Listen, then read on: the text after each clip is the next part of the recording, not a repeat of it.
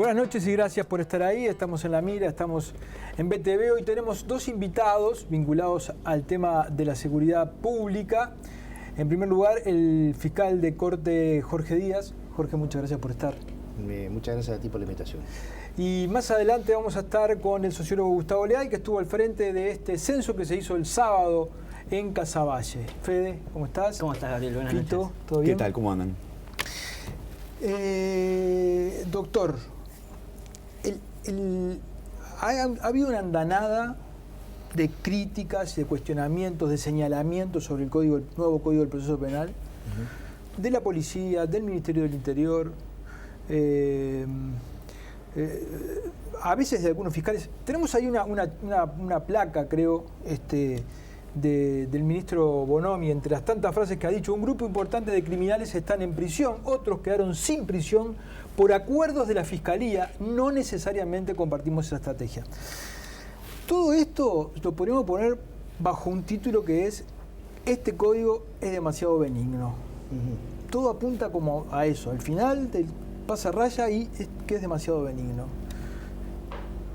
¿Hay alguna señal, más allá de que no lo sea el código, pero hay alguna señal por el propio devenir de las cosas que se esté demostrando de que este código tiene una mayor benignidad con los delincuentes?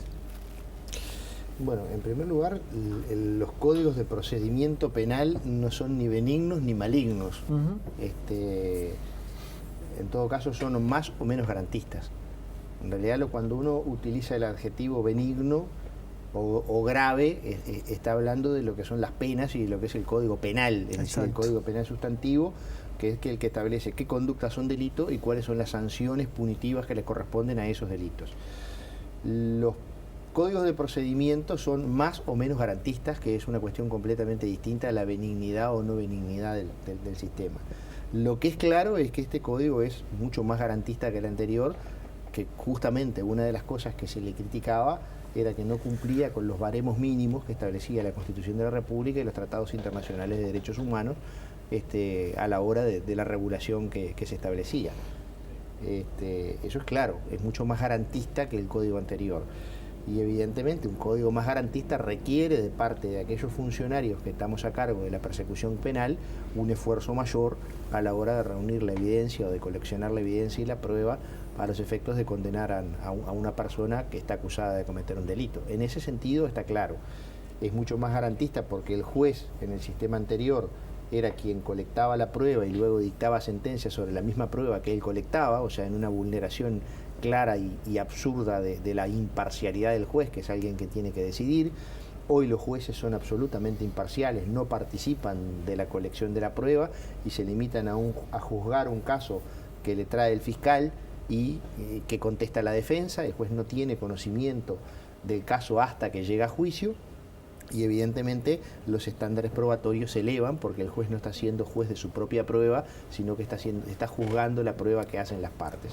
En ese sentido, lo que se puede decir del código es que es mucho más garantista que el anterior y que cumple con lo que establece la Constitución de la República y los tratados internacionales de derechos humanos. Una parte de la garantía que se criticó durante mucho tiempo, por parte incluso de representantes del sistema político, era que, bueno, teníamos gente presa sin saber si era responsable del delito por el cual se lo estaba juzgando, ¿no? En el sistema anterior, el 67%, llegó al 67% de las personas privadas de libertad que estaban privadas de libertad sin tener sentencia de condena. Pero estaban ahora sometidas a juicio esperando sentencia. Pero ahora, a poco de andar el código, vemos que en el Parlamento hay un proyecto de ley que establece la prisión preceptiva, es decir, obligatoria para determinado tipo de delitos graves. Es como que vamos a dar un paso atrás.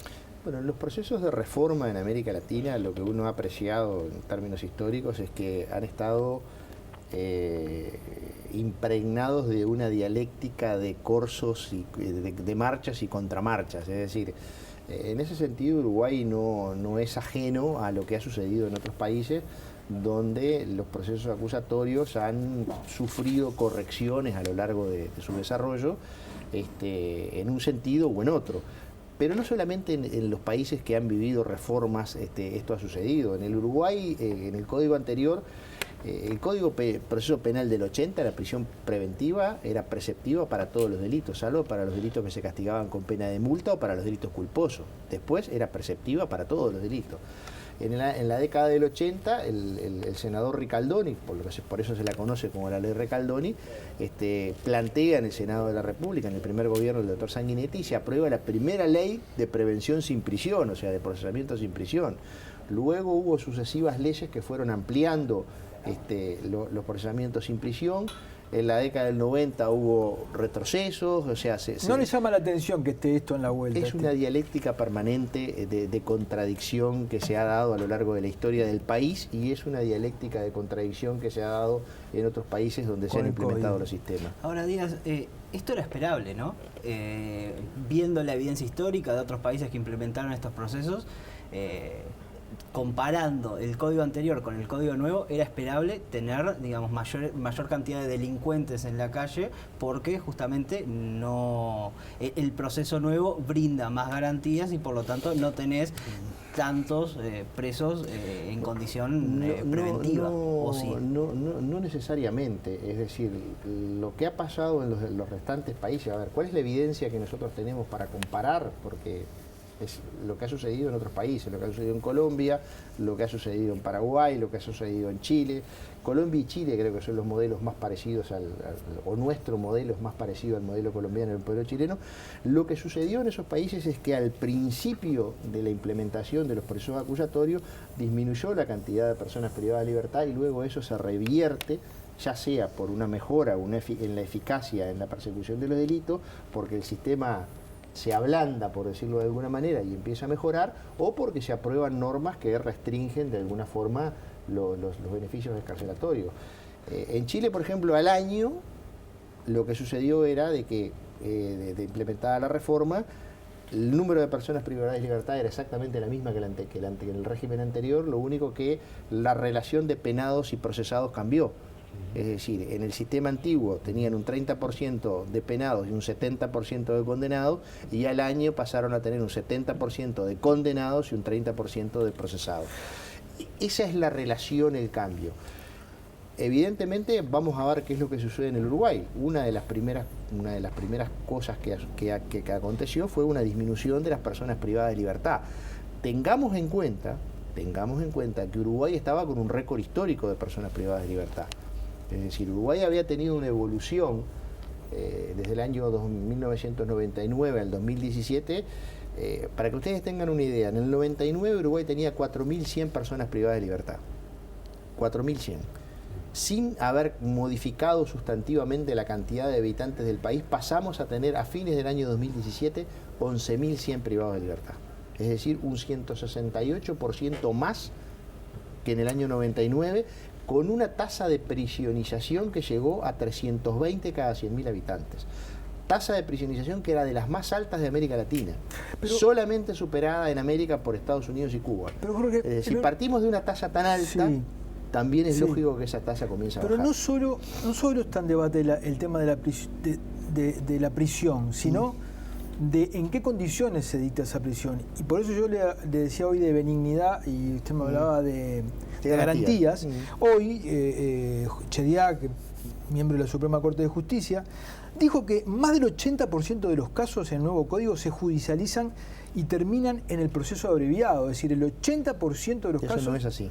Es un dato que dio Chediak hoy, No, yo tengo las cifras acá, no es así. ¿Pero que le rofeo? Como por un 30%. Bueno, pero lo que dijo... Mire, que me llama la atención que este hombre maneje estos datos cerrados, ¿no? Nosotros vamos a dar a publicidad en los próximos días las cifras de la Fiscalía, con los datos cerrados a mayo. Ajá. Los datos cerrados a abril, tenemos ya cerrados a mayo, lo estamos cerrando ahora. Proceso abreviado del 51%. Vamos a dejarlo en el 51%. 51%. ¿No? En el resto de los países de América, donde se ha implementado los sistemas acusatorios, solamente llegan a juicio oral y público el 10% o menos. Antes el 10% o menos llega a juicio oral y público. En el Uruguay, con los datos cerrados a abril, el 20% estaría llegando, que es un porcentaje que según los expertos es demasiado alto. Pero lo que dice él, y terminando 80%, 50%, es: se tiende No, a ir... no es lo mismo, entre el 50 y el 80 hay una pequeña diferencia. No, no está bien, pero vamos a ponerlo en el 50 porque lo que importa no es tanto el porcentaje sino la conclusión. ¿Sabe qué pasa, Gabriel? Es importante porque se ha hecho una coctelera de cifras. Está bien. Y cada uno pretende llevar agua para su molino y maneja cifras en un le sentido tiro nada otro, menos, o sea, que me interesa ser preciso. Si no puedo creerle a un ministro de la Suprema Corte de Justicia, usted se imaginará. O sea, no estoy diciendo que no sean ciertas sus cifras, digo que las manejo porque las manejó el hombre. Pero dice, se tiende a ir a penas más bajas que el mínimo legal, ya que permite, el nuevo código, reducir hasta un 30%. Entonces, él está metiendo ahí en el debate de que los fiscales ahora, cuando negocian, por eso digo, no es tanto que vayan a prisión, sino que van menos años, porque los fiscales los mandan menos años, según Chediak. Y la pregunta es qué tiene que ver con la disminución de la cantidad de privados de libertad, porque se supone que si hubo una pena negociada, esa pena se está cumpliendo hoy. Por eso yo le hablaba de benignidad, y acá no hay una cuestión de garantía la que habla él, acá habla de benignidad, él habla de que los fiscales fueron... El tema, primero, los fiscales se manejan dentro de los estándares que maneja la ley. Es decir, cada uno dentro de los estándares que maneja la ley tiene independencia técnica. Yo no puedo, el fiscal de corte no puede decirle a un fiscal, en el caso A, B o C, usted indique tal pena, tal pena o tal pena. ¿Pero puede opinar sobre lo que ellos hacen? Sí. Bueno, tendría que tener datos estadísticos sobre las soluciones legales que se han aplicado, que no existen datos estadísticos de cuáles son las penas que se hayan negociado en los procesos abreviados. Ajá. No existen porque no lo tenemos nosotros. No. Porque mire lo que dice Chediak, en los delitos sexuales hay penas sorprendentemente bajas negociadas por los fiscales. Bueno, puede haber algún caso, y de hecho que yo recuerde se dieron a publicidad 2 casos en el interior del país, donde fue cuestionado por parte de algunas autoridades que se habían aplicado penas muy bajas. La verdad que ahí entramos en un tema de la independencia técnica del fiscal, donde yo prefiero no meterme, y me parece que sacar conclusiones en base a 2 casos, desde el punto de vista estadístico, no es muy serio. Ya te dejo, Fito, pero vemos al ministro del Interior hablando del tema de por eso digo, la benignidad, no está referido a los derechos. Tenemos a un miembro de la Suprema Corte de Justicia manejando cifras erradas, y calificando duramente delitos de penas sorprendentemente bajas. Entonces, es lógico que la gente común o que incluso los periodistas tengamos un lío en la cabeza. Gabriel, nosotros hemos tratado de contribuir, en primer lugar, a sacar ruido de la mesa. Y usted, salvo una declaración mía, no va a encontrar otras respecto de la actuación de los demás poderes públicos ni respecto del funcionamiento. Hemos hecho un voto, no de silencio, pero sí un voto de tratar de... Porque ¿qué pasa? Lo que uno ve en este momento es de que parece ser de que todo lo que pasa es culpa del otro. Entonces, lo que nosotros hemos definido institucionalmente es decir, bueno, cada institución tiene su responsabilidad y en su ámbito de responsabilidad rinde cuenta ante la ciudadanía de lo que hace y de lo que no hace. Porque es muy fácil decir yo no estoy cumpliendo con lo que a mí me corresponde hacer porque el otro no me deja cumplir con lo que yo quiero cumplir. Entonces nosotros lo que decimos, bueno, arrancamos un sistema nuevo, absolutamente nuevo para el país, donde todos los operadores del sistema, la policía, los fiscales, los jueces, los defensores, nos comenzamos a adaptar, más allá de que nos hayamos preparado y mucho, evidentemente el cambio era muy profundo. Tuvimos 2 meses muy malos, que fueron noviembre y diciembre. A partir del mes de enero el número de formalizaciones comenzó a subir y hoy, en los meses de marzo, marzo, abril y mayo, estamos en un 86% de formalizaciones de lo que eran los procesamientos a octubre del 2017. Y nosotros hace 3 meses que estamos arriba de las 800 formalizaciones, octubre del 2017 los procesamientos habían sido creo que 970 aproximadamente. ¿Estamos conformes con eso? No estamos conformes con eso y apostamos a mejorar mucho más esos guarismos y esos registros. También es verdad de que nosotros teníamos un índice de noticias criminales en el año 2015 de 224.000 por año, pasamos a 234 en el año 2016, en el año 2017 nos disparamos a 247.000 y resulta ser que a partir del 1 de noviembre a la fecha nos encontramos que de un promedio de 19, 20 a lo sumo, 20.000 denuncias por mes, hoy estamos en 29.000. ¿Qué pasó? ¿Pero suben los delitos o suben las denuncias? ¿O las dos cosas? ¿Qué es lo que podemos afirmar? Sobre ello se han ensayado muchas explicaciones. Yo, incluso en el Parlamento Nacional, en un momento me preguntaron y dije, bueno, puede ser que una parte de esto se justifique con un aumento de los delitos, pero evidentemente hay una parte de esto que se justifica porque hay un mayor registro o un mejor registro de los delitos.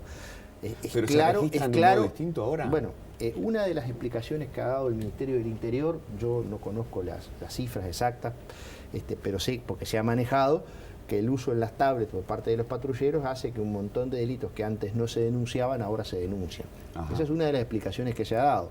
Otra explicación que se ha dado es de que hubo un acuerdo de compromiso de gestión entre el Ministerio y sus funcionarios que hace que el aumento, que las denuncias hayan mejorado la calidad de los registros. En fin, explicaciones puede haber muchas, yo francamente no tengo una respuesta para esa pregunta, lo que sí constato es el dato de la realidad. Pasamos de 20.000 mensuales a 29.000 mensuales.